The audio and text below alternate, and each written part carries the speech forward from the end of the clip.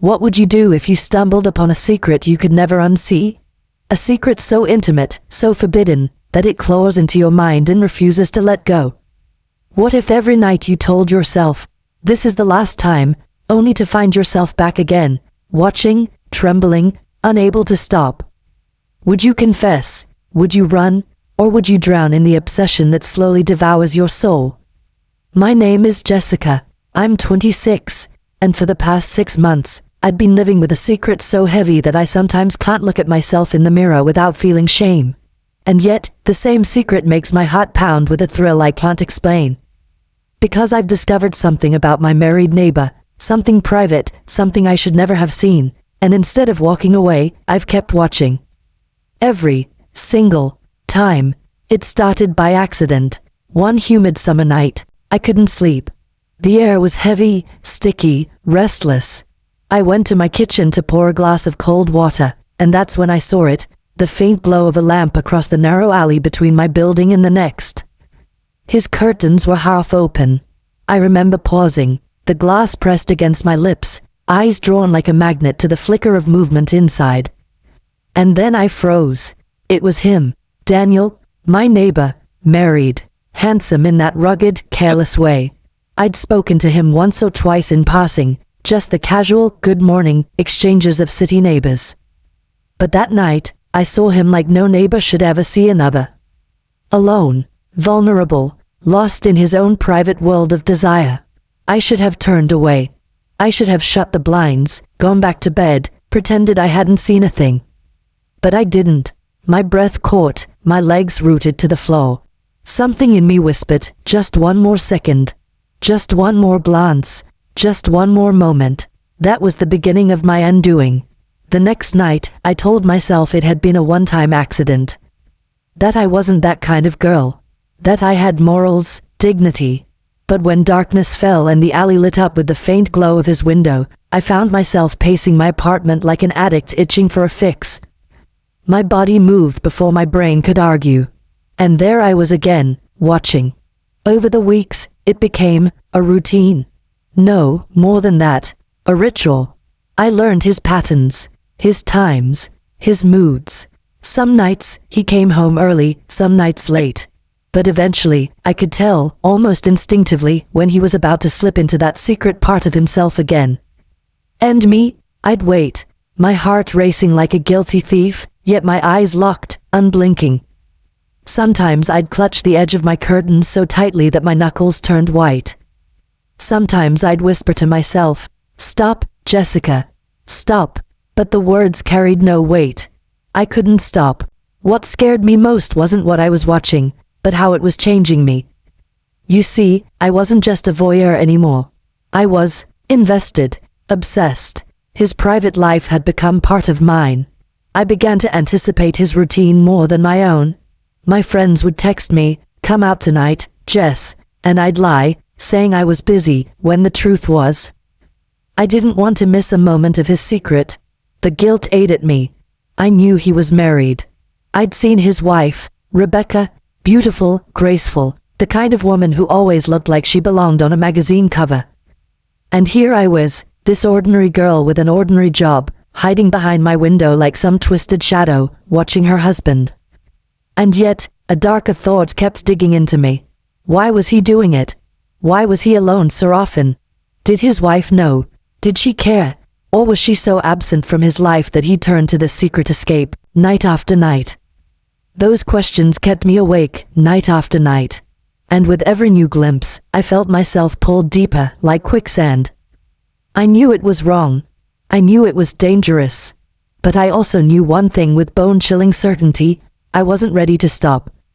Not yet, because part of me needed to know where this road was going. And deep down, I think I already feared the answer.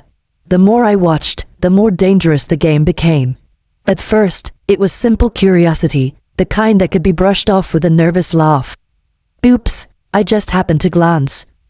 But by the third week, I couldn't hide from the truth anymore. This wasn't an accident. This was deliberate. A choice. My choice. And choices always come with consequences. During the day, I carried myself like everything was normal. I went to work, smiled at coworkers, pretended to care about team meetings, office gossip, deadlines. But inside, I was restless. My mind would drift back to Daniel. His face, his hands, the way his body tensed and relaxed like a secret rhythm only he knew. I started noticing little things about him I had never paid attention to before. The way his hair was always slightly messy, like he never cared much for appearances. The way his voice carried a low, steady calmness when he greeted neighbors in the hall. How he sometimes carried grocery bags with Rebecca by his side but didn't always look at her, didn't always touch her. The details gnawed at me. I told myself I wasn't jealous, that I was just curious. But the lie was thin. Too thin. One evening, I ran into him in the elevator. Just us. The walls felt like they were closing in. He smiled politely, pressed the button for his floor, and the moment the doors closed, I swear my chest nearly exploded. My pulse hammered so loud I thought he'd hear it. "Long day?" he asked, his tone casual. "Yeah," I managed to breathe out, forcing a smile. "You," he shrugged.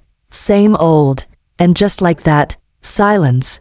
But in that silence, I felt something shift. A secret crackle in the air, a charge that made me want to confess everything and run away at the same time. I wondered if he sensed it too, if he somehow knew what I knew, what I'd been doing. When the elevator stopped, he stepped out first, turning slightly to nod at me. "Good night, Jessica." He remembered my name. It shouldn't have mattered, but that night, when I was back at my window, waiting like a criminal, his voice replayed in my head over and over. "Good night, Jessica." That was the night I began to write about him. It sounds insane, I know, but I needed an outlet, somewhere to pour the storm inside me. I started journaling in a worn leather notebook, scribbling down his routines, my feelings, my guilt, my hunger. Every page was stained with contradictions. I should stop. I can't stop. He's married. He's lonely. I'm not in love. Maybe I am. Weeks turned into months. The ritual became so precise that I could almost predict the very minute his window would light up. My body would tingle with anticipation, and when it finally happened, it was like fireworks behind my ribs. But then something shifted, something I wasn't ready for. One night, I saw Rebecca leave. She grabbed her purse, her phone, keys jingling as she stormed out the door. Daniel didn't chase her, didn't call after her. He just stood there in the glow of the lamp, jaw tight, eyes hard. And then, he closed the curtains. For the first time in months, I was left in the dark. I stood there like a fool, clutching my curtain, staring at nothing but my own reflection in the glass. Panic surged through me. What if he knew? What if he finally sensed the eyes burning into his privacy? Or worse, what if he was hiding something even deeper than I realized? The next day, my obsession spiked into paranoia. I replayed every glance, every second he might have seen a flicker of movement from my window. Every smile, every nod in the hallway suddenly carried double meaning. Did he know? Was he testing me? And then, something happened that nearly made my heart stop. I was at my kitchen table, journaling, when I felt it, that prickling sensation on the back of my neck. You know, that feeling you get when someone's watching you. I lifted my head slowly, and there it was. His window, wide open, and Daniel was looking straight at me. His eyes met mine through the narrow gap of the alley, and in that frozen instant, the entire world seemed to vanish. Just me, just him. No walls, no glass, no distance. Only a line of sight that felt like a rope tightening around my throat. I didn't breathe, didn't blink. I couldn't tell if it had been seconds or hours, but my heart thundered so violently that I thought I might collapse. Then, he smiled. It wasn't a wide smile, not even a warm one. It was knowing, subtle, like he was letting me in on a secret I wasn't supposed to be part of. And then, as if nothing had happened, he turned away, dimmed his lamp, and vanished into the shadows. I stumbled back from the window, nearly tripping over my chair.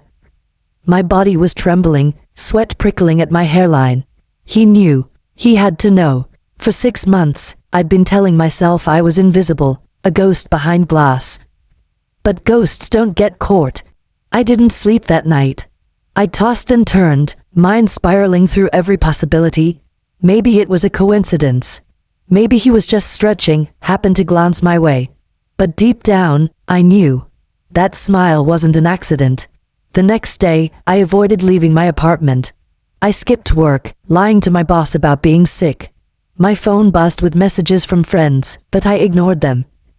Every sound in the hallway made me jolt. Every creak of the building felt like footsteps outside my door. By evening, I couldn't take it anymore. I crept back to the window, heart hammering like a thief revisiting the crime scene. His curtains were drawn shut. No light, no movement, only silence. Relief should have come, but it didn't. The silence was worse.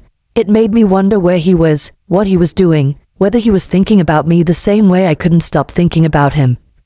And then it happened again. 3 nights later, just as I was about to give up and crawl into bed, his window glowed once more. My chest tightened. I shouldn't look. I couldn't look. But my body betrayed me, dragging me back to the glass. And there he was, Daniel, sitting in his chair, a drink in his hand. But he wasn't alone this time. The curtain was open wider than ever before, almost deliberately. And when I leaned closer, pulse spiking, I realized he wasn't looking at his drink. He was looking at me. I froze, my breath catching. My trembling hands clutched the windowsill, nails digging into the paint. He raised his glass slightly.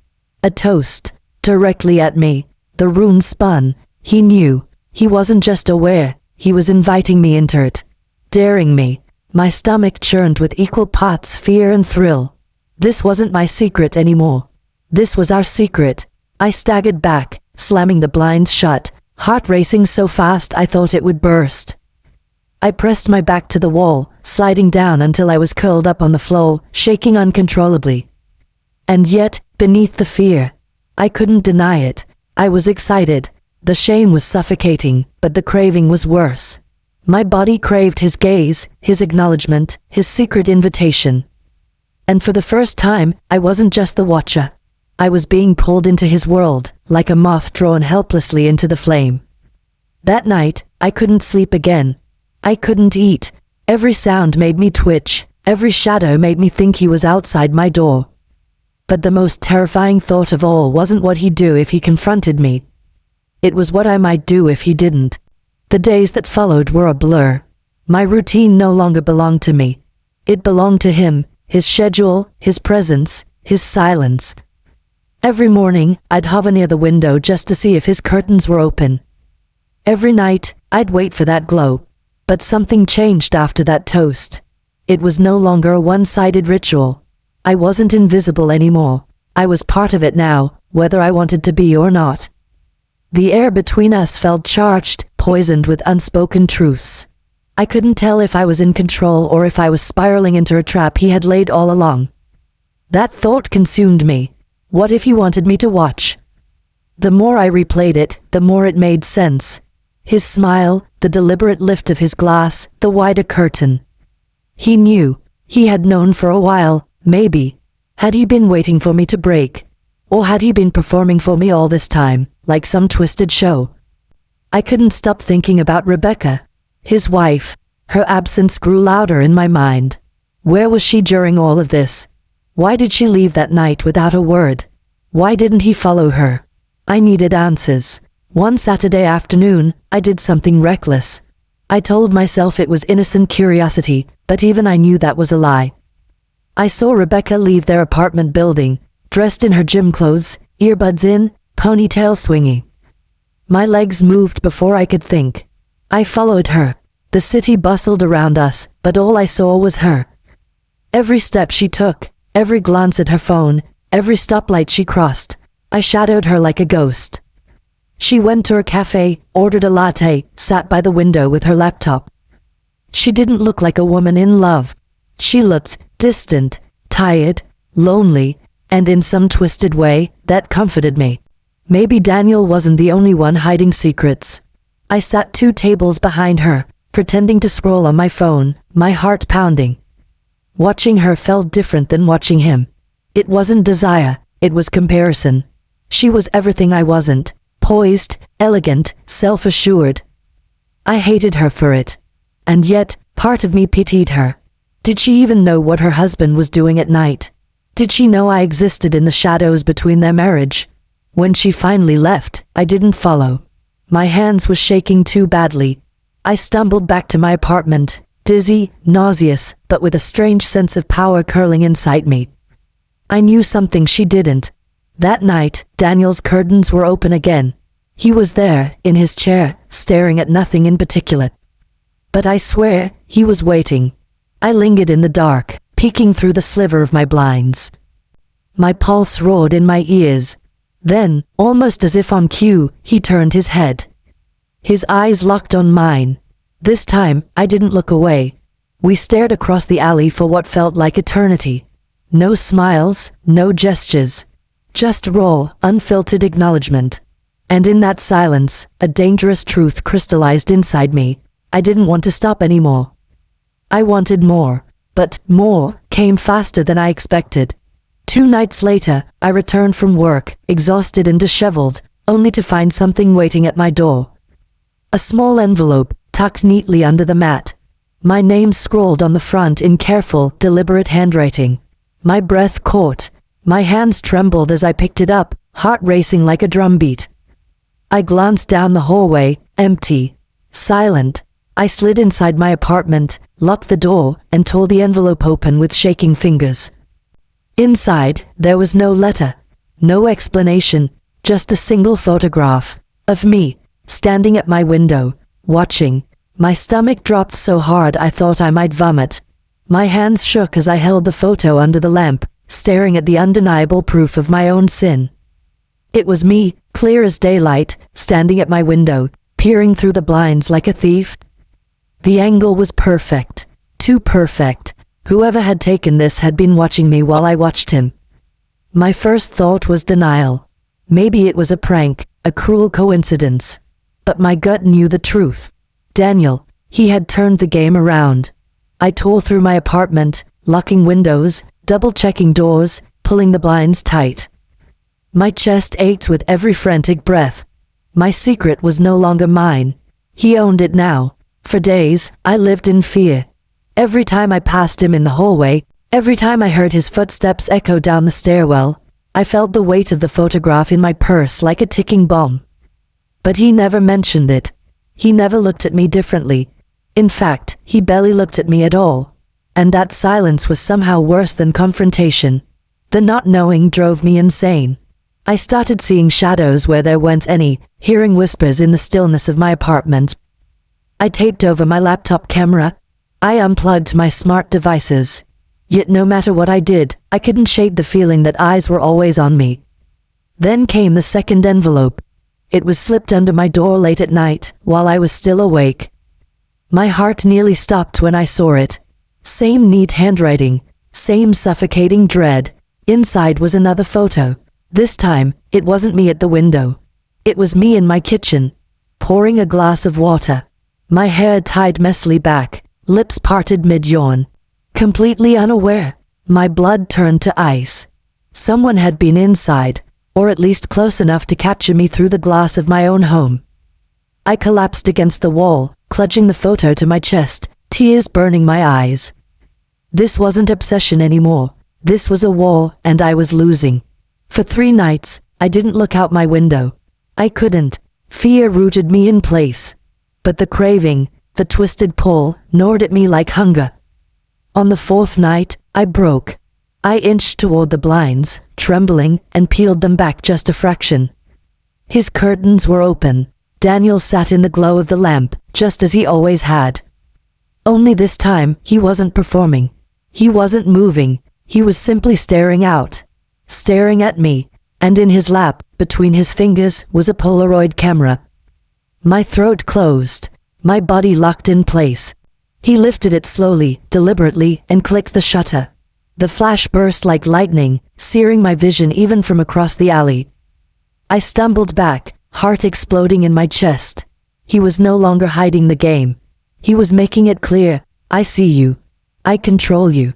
That night, I sat in the corner of my apartment with every light off, hugging my knees, shaking so violently I thought my bones might crack. I wanted to run. I wanted to scream. But another part of me, The part one hated most, wasn't afraid at all. It was exhilarated, because as twisted as it was, I wasn't just prey.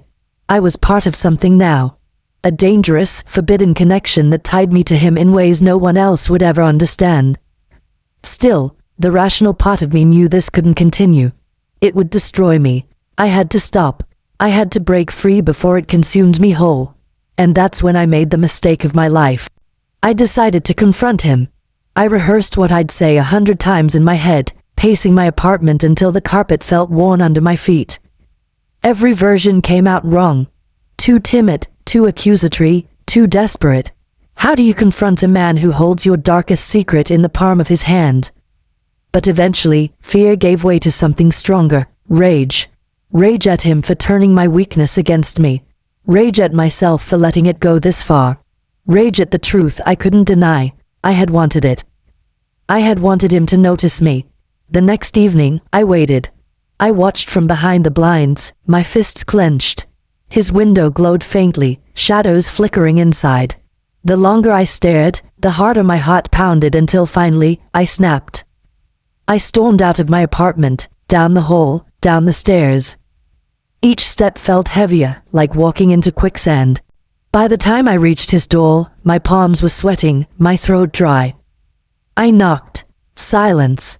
I knocked again, louder this time, my pulse hammering. For a moment, I thought he wouldn't answer, that maybe this was all some elaborate hallucination I'd built up in my mind. But then the lock clicked. The door opened. Daniel stood there, calm, too calm. His eyes lingered on me, and that knowing smile tugged at his lips again. "Jessica," he said softly, as if my name was a secret only he should know. To what do I owe the pleasure? I almost turned and ran. But instead, I forced my voice out, trembling. "Stop. Whatever this is, stop." He tilted his head. "Whatever what is?" My fists clenched. "The pictures. The watching. You know what I'm talking about." A pause. Then, he chuckled. "Low. Dangerous. Funny coming from you." My blood froze. He leaned against the doorframe, eyes locked on mine. "You think I didn't notice? 6 months, Jessica. 6 months of you staring into my life like it belonged to you. Did you think I wouldn't feel it? That I wouldn't see you?" Shame scorched my skin, but I stood my ground. "I didn't ask for pictures. I didn't ask for this." He stepped closer, his shadow spilling across the threshold. "And I didn't ask to be your obsession. But here we are." The air between us thickened, suffocating. My throat tightened as his voice lowered, almost intimate. "The truth is, I let you watch me. I let you see what you wanted. Because I wanted to see how far you'd go." My stomach lurched. "Why?" His eyes darkened, and for the first time, I saw something in them I hadn't expected. Pain. Deep, buried, but raw. "Because," he said slowly, "I wanted to know if anyone would look at me the way you do. If anyone cared enough to notice. Rebecca doesn't. Not anymore." My breath caught. The words sank into me like poison and honey at the same time. He wasn't just toying with me, he was confessing. His loneliness mirrored my own, twisted into something neither of us could name. But before I could speak, he leaned in closer, voice dropping to a whisper. "You don't want this to stop, Jessica. Don't lie to yourself." My heart thundered, torn between terror and something darker. My voice cracked as I whispered back, "Yes, I do."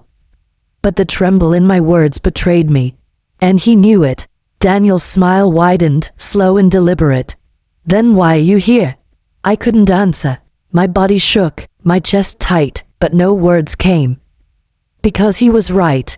Because I didn't come to stop it. I came because I couldn't stay away. The silence stretched between us like a knife. And then, from behind him, a voice shattered everything. "Daniel? Who's at the door?" "Rebecca, his wife."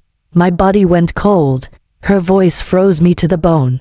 Rebecca, perfect Rebecca, the wife I'd envied, pitied, hated, all at once. My chest tightened so hard I thought I'd collapse right there in the hallway. Daniel didn't flinch. He turned slightly, his calm composure never cracking. "Just the neighbor," he said, his voice smooth, almost casual. The neighbor. That single word cut through me like glass. I wanted to scream, to run, to explain. But what was I supposed to say? "Oh hi, Rebecca. I've been spying on your husband every night for half a year, and he's been playing along." Rebecca appeared in the doorway a moment later. She was even more breathtaking up close. Dark hair swept elegantly back, cheekbones sharp, eyes sharp but weary. She looked at me with polite curiosity, the kind you'd give a stranger you barely noticed in passing. "Jessica, right?" she said. My stomach twisted. She remembered my name. I nodded quickly. "Yes, I just needed some sugar." I was baking. The words tumbled out, pathetic and thin. Rebecca smiled faintly. "Of course. Daniel, go grab her some." She stepped aside, letting him pass. Her presence radiated confidence, elegance, control. For a moment, I wondered if she had any idea at all what was happening under her nose. Daniel disappeared into the kitchen, leaving me alone with her. Silence stretched heavy, suffocating. Rebecca tilted her head, studying me with a softness that felt dangerous. "You live alone, don't you?" she asked suddenly. I swallowed. Yes." Her lips curled into something that wasn't quite a smile. "That must be lonely." Her words hit too close, like she'd peeled open my chest and seen right through me. My palms dampened, my pulse stuttering. Before I could respond, Daniel returned with a small bowl of sugar. He handed it to me, his fingers brushing mine just briefly enough to make me shiver. "Thanks," I mumbled, clutching the bowl like a shield. Rebecca's eyes lingered on me a moment longer. "Nice to finally talk to you, Jessica. Daniel never mentioned you." Her voice was polite, but something in her tone carried weight. As though she suspected more than she let on. As though she knew. I forced a smile, muttered another thank you, and fled. Back in my apartment, I collapsed onto the couch, the sugar bowl still in my hands, my mind spinning. I had been so sure that Rebecca was oblivious, but now I wasn't certain. Her eyes, her words, they clung to me like a shadow I couldn't shake. That night, I didn't dare look out the window. I stayed curled up in bed, trembling, praying for silence. But silence never came, because at 2 a.m., I heard it. A knock, soft, slow, deliberate, at my door, my breath caught.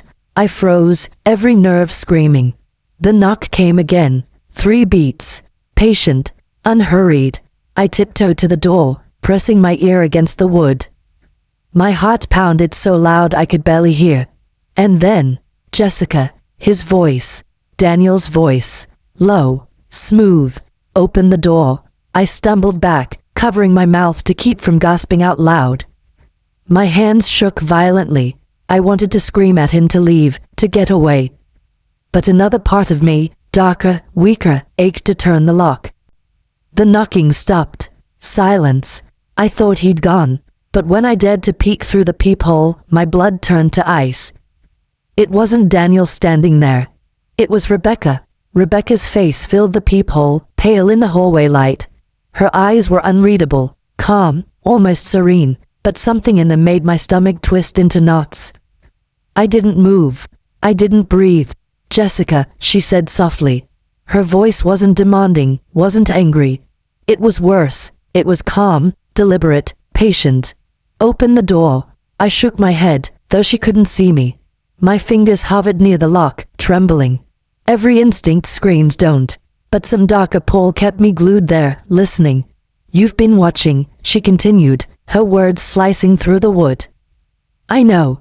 My blood went cold. How could she know? I staggered back, covering my mouth. My secret, the one I thought only Daniel shared, was suddenly wide open in her hands. The knob rattled, just slightly. Not forceful, but testing. She didn't need to barge in. She was too composed for that. "Do you want to know a secret, Jessica?" Rebecca's voice dropped lower, silk over steel. Silence thickened, pressing in around me. My heart pounded like it was trying to claw out of my chest. Against every shred of reason, I whispered back, "What secret?" A pause. And then, with chilling clarity, "Daniel isn't who you think he is." I froze, every nerve lit on fire. From the peephole, I could see her faint smile. Not kind, Not cruel, just knowing. You think you've been choosing this obsession, she continued, her tone steady, hypnotic. But you haven't. He chose you. The air left my lungs in a single sharp gasp. Chose me. My mind spun through every moment, Daniel's eyes catching mine in the window, the way he always knew I was watching, the deliberate flashes of intimacy he allowed me to witness. Had it all been orchestrated? Rebecca leaned closer to the door, her lips almost touching the wood. He does this, Jessica. You're not the first. My knees buckled. Not the first. My chest heaved, nausea clawing at my throat. Suddenly, the hallway light flickered. A faint shadow moved behind Rebecca, and then he appeared. Daniel. He stepped into view, his expression unreadable, but his eyes locked on the peephole like he knew exactly where I stood. Rebecca didn't turn to him. She just smiled, her hand still resting on my doorknob. See, she whispered, even now, he's watching you.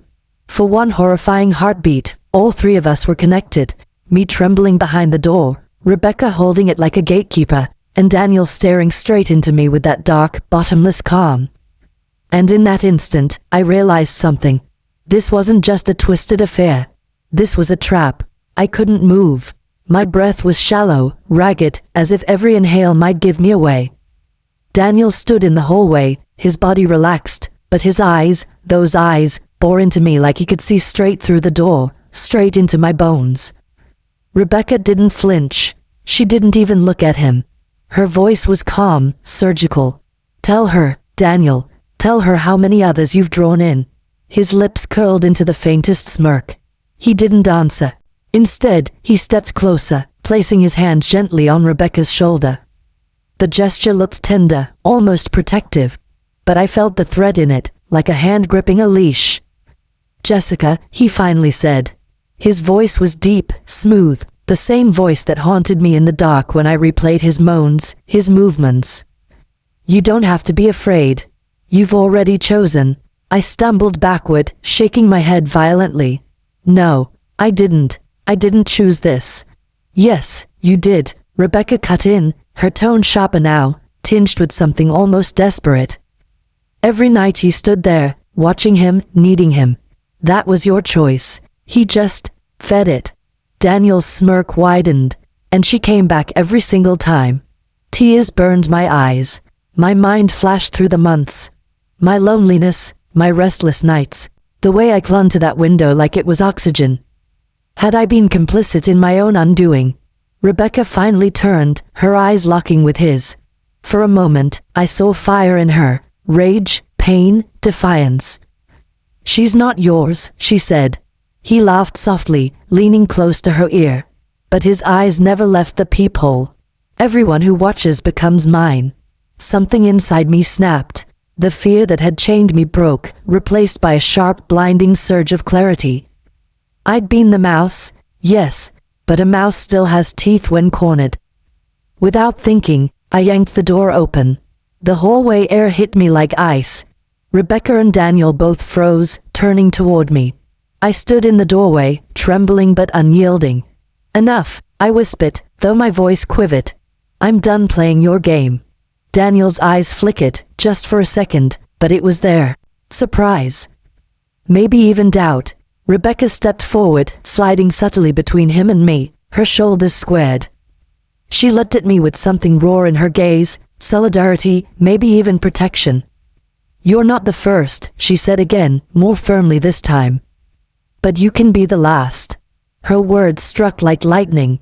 I didn't fully understand what she meant, but my chest swelled with something unfamiliar. Strength. Daniel's smile faltered. Jessica. No, I cut him off, my voice steadier now. You've taken enough from me. From her. From whoever else you've done this to. The silence that followed was suffocating, a fragile thread stretched between us. And then Rebecca did something I'll never forget. She reached back, took my hand in hers, and whispered, "Run." For the first time in months, I turned away from that door, from those eyes, from the prison I had built for myself. I ran. The stairwell smelled of dust and old concrete, but to me it was freedom. Rebecca's grip was firm on my hand as we flew down the steps, the sound of Daniel's footsteps echoing faintly behind us, measured, unhurried, like a predator who knew panic wouldn't save the prey. We burst through the lobby doors into the night air. My lungs burned, my heart thundering. For the first time in 6 months, I wasn't peering from a shadow. I was running toward light, toward something else. Rebecca stopped once we hit the street. She turned to me, her chest rising and falling. Her eyes glistened under the flickering street light, no longer cold, no longer controlled. They were human, fragile. I should have warned you sooner, she said quietly, guilt weighing her words. I shook my head, still gasping. Warned me about what? Her lips parted, then pressed shut again. Finally, she said, that he thrives on being watched. He feeds on it. You think it's about lust, about curiosity, but it's more than that. He wants us trapped in his orbit. Her words sank deep. A sickening clarity washed over me. I hadn't been a victim by accident. I'd been groomed, lured, played. I pressed my hands to my face, trembling. What's wrong with me? Why couldn't I stop watching? Rebecca's voice softened. Because you're human. Because loneliness makes us hunger for anything that feels alive, even if it destroys us. Tears spilled hot down my cheeks. In that moment, I hated him. But more than that, I hated myself, for letting him consume me. Rebecca stepped closer, lifting my chin. Hating yourself is what keeps you tied to him. Don't give him that. I closed my eyes, breathing in her words. For the first time, I felt something breaking loose inside me, the iron grip of obsession finally cracking. Behind us, the building loomed. A dark tower with windows like watching eyes. I knew he was still up there. Maybe smiling, maybe waiting for the next Jessica. But not me, not anymore. I turned to Rebecca, voice steady. I'm done. And I meant it. We walked away together, the city swallowing us whole. My steps were shaky, but they were mine, no longer pulled by his invisible strings. In the weeks that followed, I rebuilt piece by piece. Therapy, journals full of confessions I'd never spoken aloud. Nights where I cried myself to sleep, ashamed, broken, but healing. Rebecca and I stayed in touch. Not as savior and victim, not as conspirators in his game, but as survivors. We shared our scars, and in the sharing, they hurt less. I learned something in those sleepless nights when the urge to peek still whispered at me. Curiosity can be a cage. Desire can be a trap. And obsession, no matter how intoxicating, is always a thief. It steals your time, your peace, your sense of self. I lost 6 months of my life to that window. 6 months to a man who knew how to turn loneliness into chains. But I gained something too, the power to break them. And now, every time I pass his building, I look up at that lit window and smile. Not because I want to see him, but because I don't. Because freedom, once tasted, is sweeter than any forbidden view. I'll leave you with this, dear listener.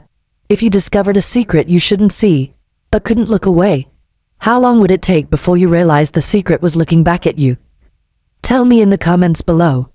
Would you have opened that door? And don't forget to subscribe for more stories that keep you on the edge of your seat.